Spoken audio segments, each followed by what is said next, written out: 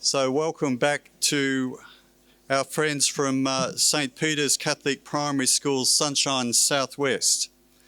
I've had the pleasure of visiting St Peter's on more than one occasion, and I think we're going to continue in that very rich vein that we've begun already this morning with Ballarat. So it's my privilege really to introduce Karen Bergen, who's the principal, and Ida Begley, who's the religious education leader. And then we've got Jonah, who's sitting next to Ida. And we've got Lily, and we've got Ezra. I'd like to especially welcome our students this morning, if you could give them a special round of applause. We had a discussion about whether being nervous was a good or a bad thing before you give an address. I personally think it's good to be a little bit nervous. You can just have that energy to say what it is you need to say. But it is wonderful this morning to have students sharing their reflection. And I think a great sign really of what religious education in this hermeneutic space is about, when we value what our students are experiencing and hear directly from them. And that's very typical of what we'd expect from St Peter's. And without any further ado, I'll welcome Karen. Thank you, Paul. Thank you, everyone. I thought I was nervous until I saw the look of fear in my students' eyes, and now I'm thinking, what have I done to them? But I'm sure they'll be fine. So look, we're going to talk to you this morning about our journey into recontextualisation of the Catholic identity, of the tradition, so to speak. We too don't have all the answers, but it was so affirming to hear Ballarat's story. It's very similar to ours.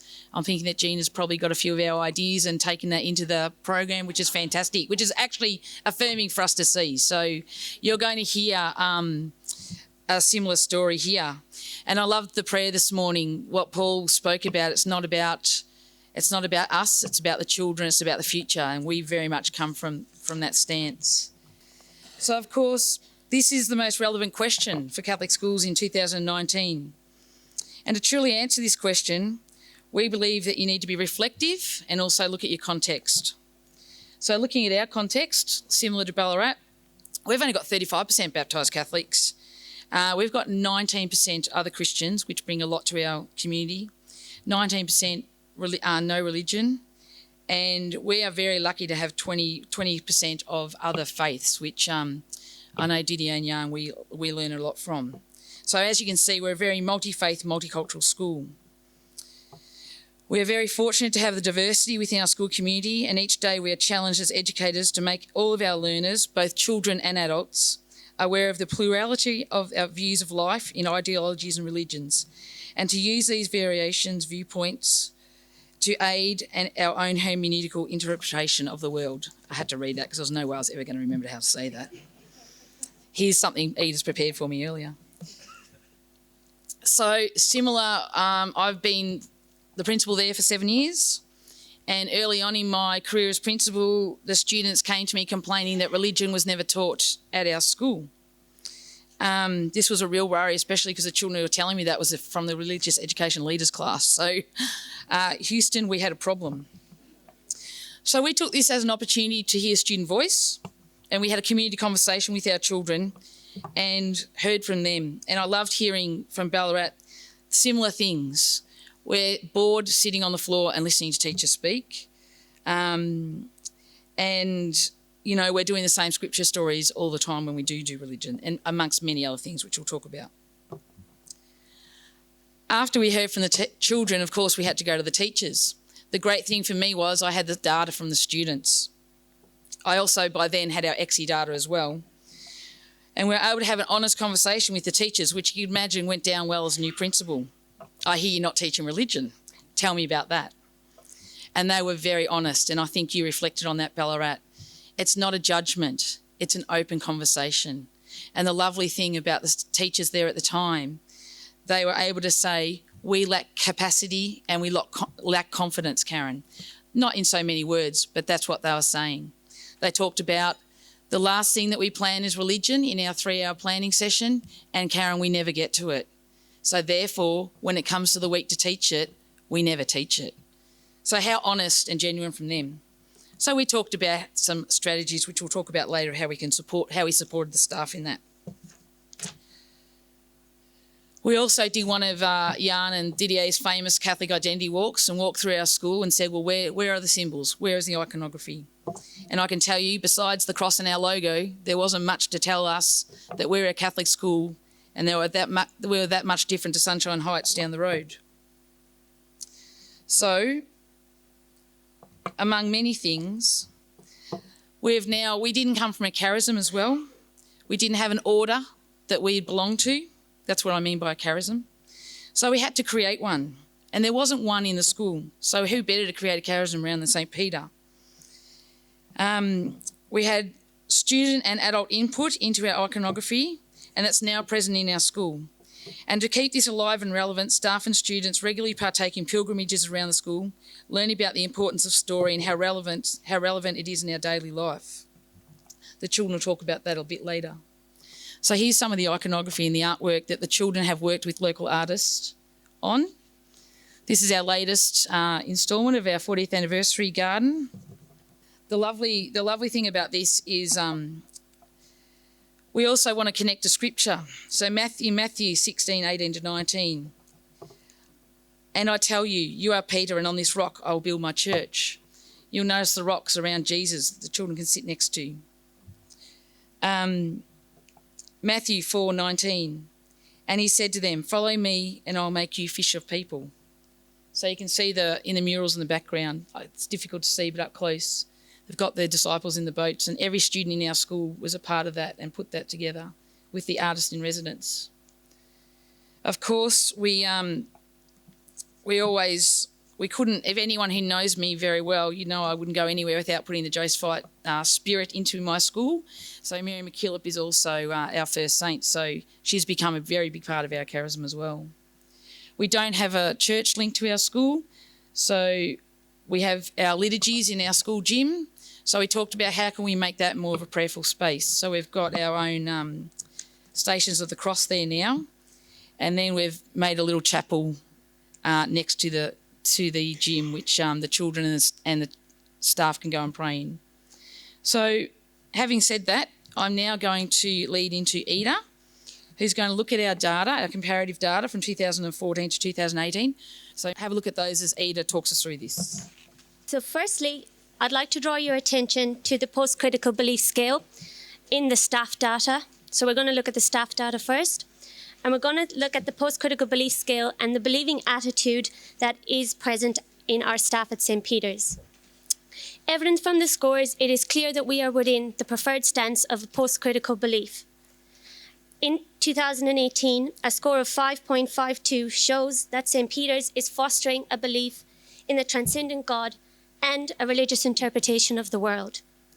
This score, coupled with a score of 5.24 in relativism, actually shows that the staff at St. Peter's are open to difference, and we understand that people believe what they believe because of the context that they are in.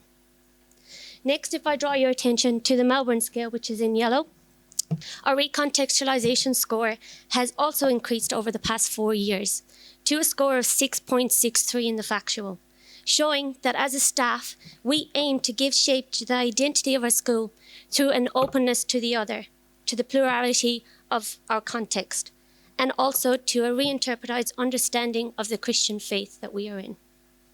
Finally, if you look at the Victoria scale in the staff data, it is clearly evident with a score of 6.45 in the factual for dialogue that staff at St. Peter's recognise a multiplicity of voices, views and perspectives. And we aim to engage all learners throughout our school with this dialogue.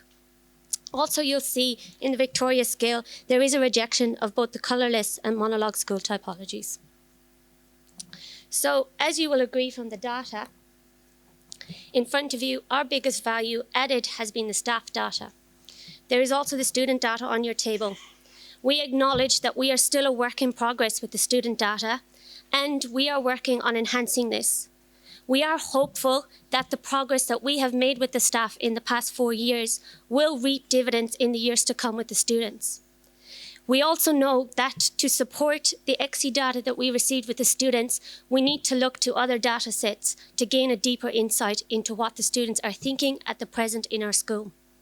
Therefore, to gain this insight, we used other forms of data research, such as focus groups and the religious education pedagogical tool. The next few slides that I'm going to take you through is from the Religious Education Pedagogical Student Survey, which was taken this year by our Year 5-6 students. So in this survey, the children were asked about religious education and if it challenges their thinking. 97.8% of the students agreed with this. The next question we asked was how religious education helps them to understand what the Catholic Church teaches and why. Again, 93.1% believe that religious education does help them to do that. When asked if religious education gives them the opportunity to explore their own questions and ideas, 97.8% were in either agreement or strong agreement with it. We also looked at if the students learn in different ways in religious education, and you can clearly see that there's a lot of green and orange again, which 97.7% feel that they learn in lots of different ways in religious education. Yes, these are pleasing results to see in the religious education pedagogical tool, but we know that as staff, we need to continue to monitor and collect many forms of data to inform our teaching going forward. Now that we have looked at our context, we have heard the voices of all relevant stakeholders, and we looked at our data, we were challenged with how do we engage and implement a pedagogy that promotes theological recontextualization, especially in our multicultural, multi-faith school. The first thing we did, and we still do, is take our context seriously. At St. Peter's, we aim to make our religious education meaningful, relevant, and plausible to everybody in our school, and make it reflective of the time that we are living in. We implemented facilitated planning with the teachers 3 times a term, the beginning, the middle, and the end. This is where the teachers are released from their classroom and they spend time in dialogue with each other, with me, the religious education leader, and with Miss Bergen. We become the facilitators of the discussion.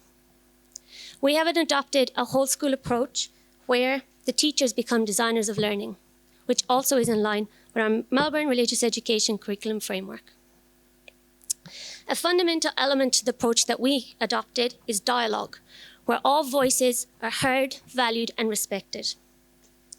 We aim to create an environment where everybody feels safe to share their story in a way that is respected and valued by all.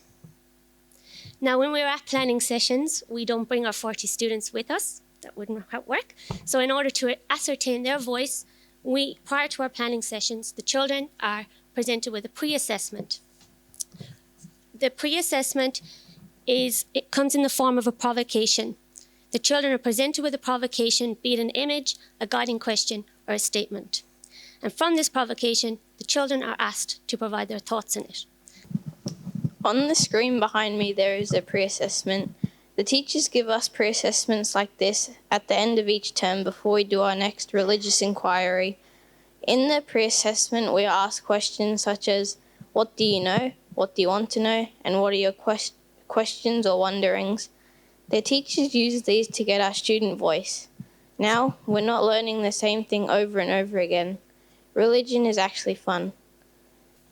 So after we receive the student voice, the teachers then sit together and we hear each other's voice. The religious education leader facilitates a discussion among the staff, enlisting from them their understanding of the topic content. A conversation is opened up that centres around how the topic speaks to what they know about themselves, the world around them, and their own beliefs in God. A safe forum is established where the teachers embark on a process of discovery. All present are encouraged to question and be in dialogue with the tradition. It is in this process that our teachers often find new understandings about themselves, others, and the Catholic tradition. Next, we've heard from the student voice, we have our teacher voice. We now go back to our students and we really analyse what the students are actually telling us. We analyse the pre-assessments in order to uncover what the big concepts are there, or maybe what misconceptions that they are having. This gives the teachers a direction into which the inquiry will flow. We look at contemporary issues and try to align our inquiry with the world as we know it in 2019. We're going to give you an example of some of what our students have said. So in the first column, what is my understanding of God? This is an example of what was said. Someone in multiple forms. In the second column, who are the significant people in the church? Everyone in the church is equal.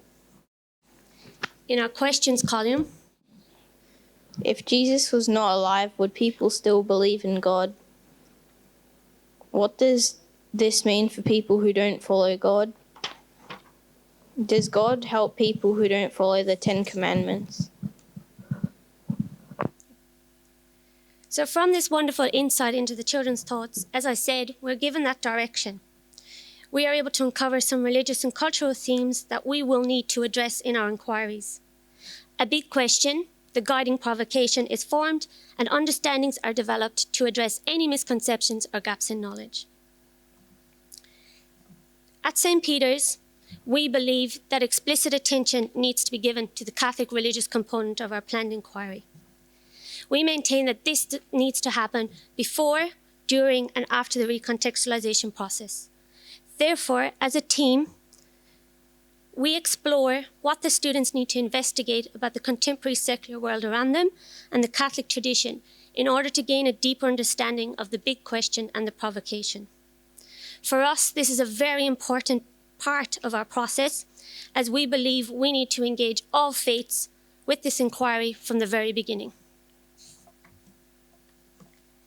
At St. Peter's, we adapt the normativity of the future approach to recontextualizing Scripture. This approach aims to recontextualize Scripture by using the biblical text as a window to the past, a mirror to the present, and an insight into God's dream for us in the future. Over the years, Scripture has become the basis of everything that we do at St. Peter's. At planning sessions, we frame our concepts that are to be covered within the Catholic tradition. We do this by dedicating time to actually understanding the historical context of the tradition, and in turn, developing that professional capacity that the teachers wanted. We do this through reading scholarly biblical commentaries. After reading, the teachers present the information that they have learned, and they engage in a professional dialogue about any revelations that have occurred, any puzzlements that they may have, or any shifts in thinking that may have become evident for them. Collectively, we then discern which historical information would be important to open up with the students in order to deepen their comprehension of the Scripture. And we do reword it in child-friendly language. Through trial and error over the years, we have learned that visual aids are extremely helpful in explaining a time period that is vastly different to students' lives in the 21st century. Visual aids such as showing them a map just adds meaning. We spend a significant amount of time unpacking the Scripture, really breaking down the words, meaning, and text structure for the children. Religious education now permeates throughout all our literacy lessons and is no longer an isolated subject being taught. We then investigate dialogue opportunities, as we believe that dialogue is to be used as a communal search for truth, where all participants are free to make shifts in perspective, or perhaps remain stagnant in their viewpoints. It is a process that we feel opens up and highlights an appreciation of the other and the rich diversity that we have within our school. Through dialogue, learners at St. Peter's are enabled to question and ponder about God, which in turn allows the Catholic tradition to continuously unfold in our ever-changing world. We believe that dialogue is a tool of recontextualization. It is a transformative process that taps into the personal experiences and stories of the learners that are in front of us. we are often, as learners, invited into a narrative that is different to our own. Dialogue for us at St. Peter's is a truly vulnerable process, and it is founded on the values of trust and openness. There is not just one correct answer, and that we foster an environment where opinions are respected and valued, even if they are different to your own. We know that dialogue just doesn't happen. It is something that needs effort and structure. So we adopt a variety of dialogical routines, godly play and bibliodrama, as a means to recontextualize Scripture in a meaningful way. A way that includes all other faiths, as we are convinced that when we're in dialogue with people of different faiths, we gain a true, deeper understanding of what we believe ourselves. Today, we have chosen to talk to you about bibliodrama, and I now invite Lily to speak to you about it from a student's perspective. Bibliodrama is where we take a chosen scripture from the Bible relating to our inquiry theme. We take on the role of different characters or objects in the scripture. We're bringing the Bible to life so that we can get a better understanding of what the characters felt. It is a time where we get to communicate with one another and ask each other questions so that we can all learn. Bibliodrama is a great way to make the scripture matter. It helps me make choices in life. It helps me gain empathy and compassion for other people. So we can see that the bibliodrama itself is a revelatory, transformative process, where the students know more about God when they are finished. They are in dialogue with each other and the text, and as Lily said, they are seeing things from another's perspective. Once we have recontextualized the scripture, we then use the scripture as an insight into what God's dream for us may be in the future. This is a major component of the normativity of the future approach, as it highlights an ethical dimension to religious education. This is where the learners are open to transformation and revelation as they look at how they live the gospel message and how they act it out in their daily lives. Here to speak to you about our responding process is Ezra. God's dream for us is where we think about the scripture, the dialogue we had with our friends, and the world around us. We think about how God would want us to live, how we can act on this, and how we can be the change we want to see in the world. It is a quiet time and a space for us to be in. It helps me be a better person. On the screen, you'll see some examples of the responding process that the children have done over the years.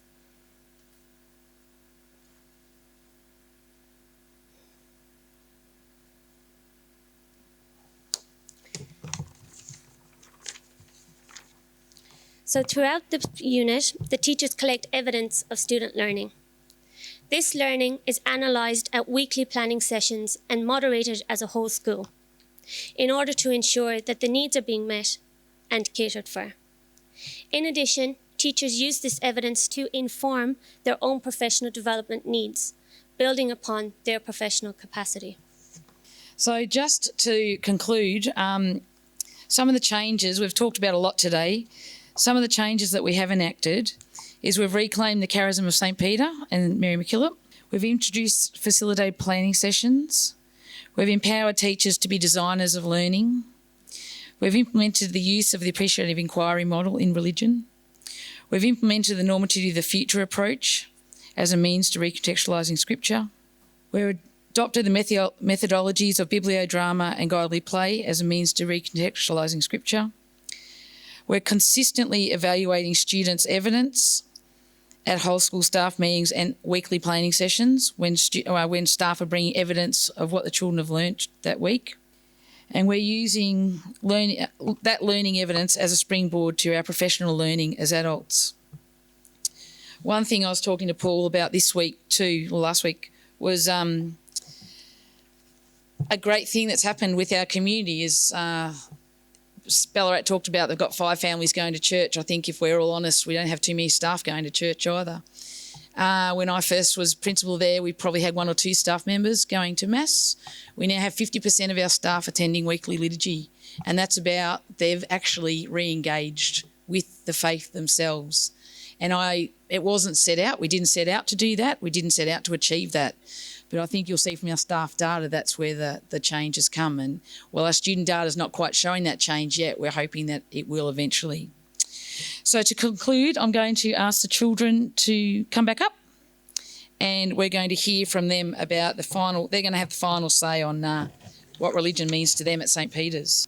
In the past, teachers didn't really use student voice, but now they do.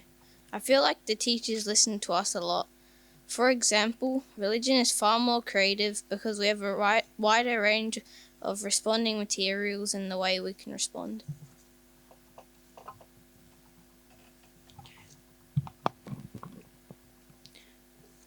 Religion used to be where the teacher read us the scripture and we would reflect on it.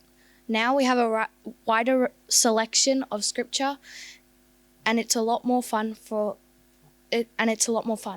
example, we went on a scavenger hunt and explored all the religious symbols in our school this term. Religion used to be a sit and listen process. I don't think we understood what we were doing and why. Now we have different ways to learn about religion. Can you join me in thanking the children for being here today? Thank you very much.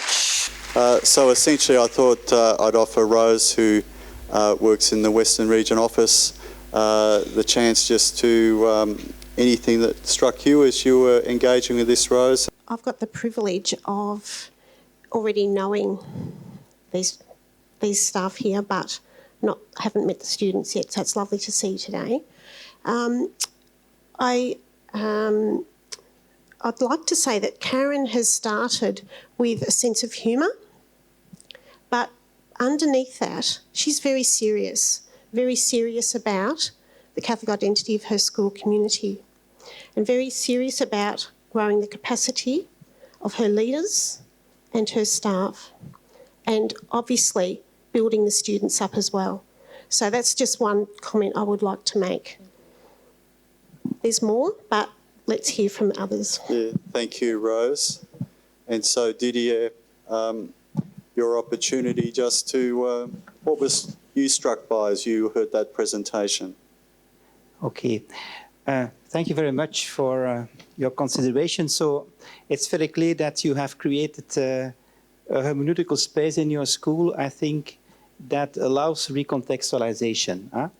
And the starting points are very clear. It's reflective, it's contextual, it's open, and it's based on trust. I think these are four very important characteristics of your school and of a good hermeneutical space. What struck me was that you respect, that you recognize also diversity. That's very strong. And that this recognition of diversity is in some way the engine to recontextualize.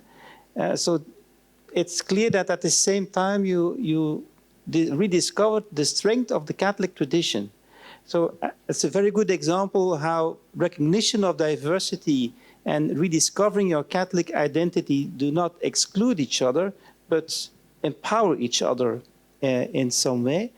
So the Catholic religious component is very clearly present.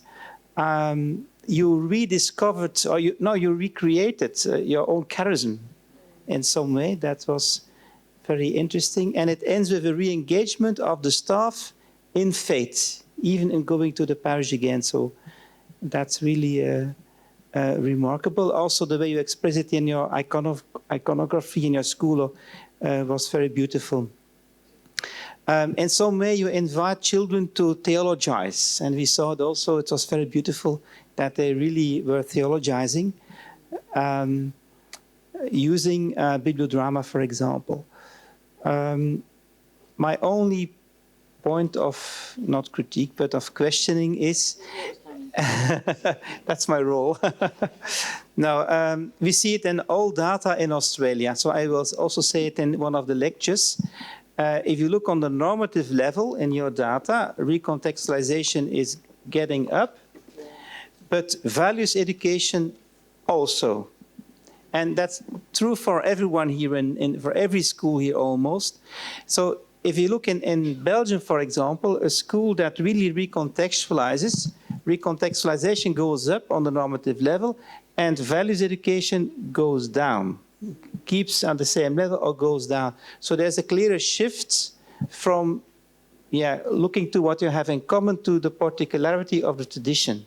And we don't see that yet happening in Australia. So taking more distance from values education, if you move to, and then I have one critical comment. So I was very much engaged in developing the normativity of the future approach, which of course is very close to recontextualization. But if I did understood you correctly, you say that the normativity of the future is the ethical dimension in the biblical text. And I would not say that. It's the last word. But perhaps you have to explain it a little bit, what you exactly mean. Because if you do it in an ethical way again, you're again in values education. And it's not the idea that normativity of the future supports values education. It supports recontextualization. But perhaps I got you wrong there. So you can explain this a little bit further, what you mean with normativity. It's more than the ethical dimension. It's the particularity of the transformative and the redemptive character of the gospel message in some way. And I see then a connection with not going down in your values education here, of course. So that would be my observation. But it's up to you to respond to that. Jan? You like to do that first, yeah? Okay. Yes,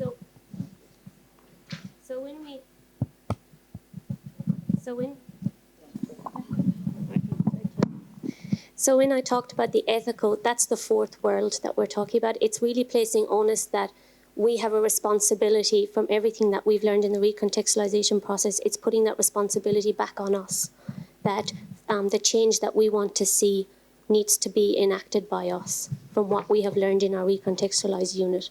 So not that the ethical dimension takes over everything that we do. It's just saying that we have the responsibility to make the world a better place through the revelation process and the transformation process that we have been through. Is that it? Sharon, did you want to say anything? No, I don't want to say anything about that. Yep. Thank you very much to Karen, Ita, Jonah, Lily, and Ezra. Great work again. I'm impressed once more. How you turned around a school that has ignoring or religious education for a while. And your focus on the religious component before, during, and after the process is really inspiring. Well done for that. In Belgium, we see other stories, a very plural and secularizing context where it becomes increasingly difficult even to mention the religious components. When I was first in Melbourne, I was sitting in a park contemplating my work, and I talked to a boy, just happened to be there. He asked, "Who are you?" I'm a Catholic theologian from Belgium. I'm here about Catholic school identity. I said, "Oh, wow, interesting." What? That would never happen in Belgium. Someone said, "How interesting you are Catholic." Usually you're more encouraged socially to be ashamed of that. But here you're not, so that's a great opportunity. So live it to the full, I would say, with your diverse multi-faith community. It's cool to see that you institutionalize the Catholic identity walk through the school. The students take pilgrimages or scavenger hunts around the school, looking at all the art, the statues, and the installations that you have erected there. Something that we encourage participants to do our intensive courses in Leuven. You were once there as well. They walk around, look at your school with different glasses, and discover what's there and interpret hermeneutically. I heard that everything you do revolves around scripture, which is indeed one of the pillars of religious education. Although the gap is becoming wider between the original texts and our time, we have no choice but to keep wrestling with it and ever again do that. Make sure you use varied text. You do that, I believe, Old Testament and New Testament, including also the interrupting stories. use the Psalms. They're great, they're difficult, they're harsh, they're cruel, but they are about the human condition, and we have to wrestle with them too. You use historical critical methods, normative of the future, you interpret, you use bibliodrama, godly play, all these things is all highly encouraged indeed. You try to open the hermeneutical space of your students through dialogue based on trust and openness and respect for different positions. You encourage creativity. In our teachings on the Victoria scale, we explain that the dialogue in the Catholic Dialogue School is both horizontal and vertical. It's a dialogue between people and a dialogue with God. That the dialogue is asymmetrical, which means you can speak normatively. You can say what is good and right and true to the other person, and also the other way around, because it's also two-directional, and that it can turn around. I can teach the student, and then the student interrupts me, and also challenge me in my position. So we both learn in this process. And I saw in your explanation many examples of how this actually occurs in your school. That's great to see. One more slightly critical remark I see in your graphs. It's great to see that my invention seems to work. These range graphs on the screen, things like that, that's encouraging. That your literal belief is still quite high. Can't help notice that. It's slightly above the average. So as you know, yeah, that's too often people around the world and also Australia seem to think that little children can only believe in literal ways. That's nonsense. I have two little girls. They're hermeneutical beings. Their natural inclination is to interpret things symbolically, not literally. Make sure you do not teach them, don't unteach their natural ability to be hermeneutical. So it's not true that literal belief will be age appropriate. I think literal belief is inappropriate for any age, young and old. It's a fundamental misunderstanding of what Christianity is about. It's not where the yellow dot is being placed. So we are also critical of some developmental models that would say that little children can also only understand things. No, like they are fully human beings, and we need to be treated as such. So don't teach the children some things you don't believe yourself, or things that need to be untaught later. We know from our empirical evidence that it tends to become counterproductive. Actually, they will more likely lose their faith when they grow older than transform it into post-critical belief. And we have ample evidence to prove that. So congratulations once more to round up my remarks. I'm impressed and love to hear more about it. So congrats.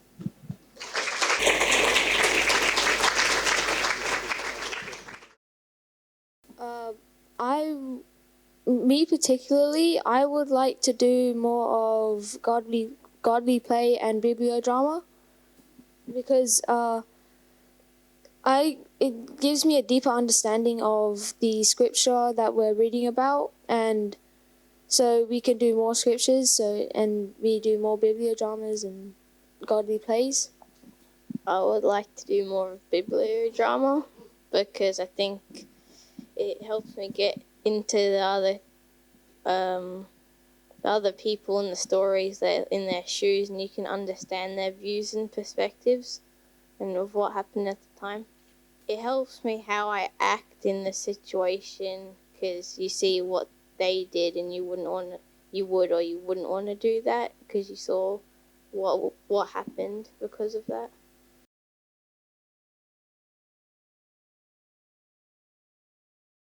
We have found that as the years progressed, our religious education permeates through everything that we teach. And we find that the children are actually responding in the yard to situations that are happening, saying, Jesus wouldn't have acted like that. I remember in this story. So they're making the links to their own personal lives.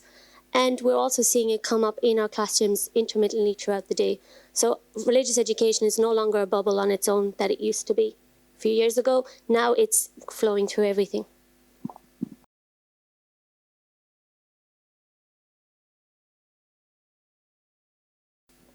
So it does very much help me with my personal life. I've gone through days thinking about like the scripture and what God would think of my actions and how I can be forgiven for my sins. And we do pray every morning. I usually pray for my family and hope that they have a good day and all that. So yeah, it does help me a lot. RE is a nice time just to relax for me as well, just to think about everything. And yeah.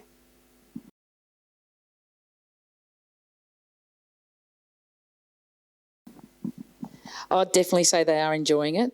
It's probably not always the case, but one of the things, I think the biggest to any principal in the room part of this was that I've been part of the journey. We know we have literacy PLTs, we have numeracy PLTs, we're all on about inquiry, but where's our religious education PLTs? And us as faith leaders in our schools, and often the only faith leaders that our families might come in touch with, I think it's really important that we're walking the talk, and I guess that's where Rose is coming from when she talks about me being pretty serious about this stuff. I'd also like to say that my trip to Leuven really did open my eyes, and Ida had been saying to me for 2 years, Karen, we're becoming values education. And I'd been going, nah, it's okay. And then I went to Leuven and I went, it's not okay. And then when we walked, Jan took us to many schools there. So, of course, I came back from having that wonderful experience at KU Leuven, saying, yeah, we need to really do something about this. And while I might only be a little dot in this big picture, I've at least had an influence on Ida by building her capacity, all of the staff in our school, the children and the families in our school, and hopefully we can now push that out to other schools, which that's why I was so excited to hear Ballarat's experience, because I can hear our work coming through there. So, yeah, the teachers are excited. They do. We used to joke, they'd say when Ida's doing a staff meeting, they'd go, are we doing bibliodrama? Because they just love it. So, yeah, it's it very much, they do enjoy it, Paul. Don't know if I answered your question, but... And I'm also very fortunate. I'm not just the religious education leader, I'm also the 3-4 classroom teacher. So that gives me another insight into what it is like to be a classroom teacher. And I know, Paul, you mentioned it being a little bit like a chore. At the beginning, it was a bit stilted in how we plan things, but now it's so natural, it has become second nature to us. We sit there for our 2 hours, we're released from the classroom, there's no pressure on us to think about anything else, we're solely thinking about religious education. We're released to be with one another, we have a chance. How often do we sit to be in dialogue with one another as adults? So we're practicing what we're preaching to the children, to be in dialogue with one another and be in dialogue with the tradition. And we are experiencing that firsthand. So no, it's not a chore. For us, it's actually a pleasure to be given that time and that space that you can internalize it for yourself. You can actually hear the thinking of your children. You're not just delivering pre-planned units like we were 4 years ago from the exemplar units. We're actually catering to the needs of the children that we have in front of us, which has a knock-on effect to classroom management and classroom behaviour, because when we listen to the children, they are so much more engaged in our religious education lessons, and it actually is a delight to teach.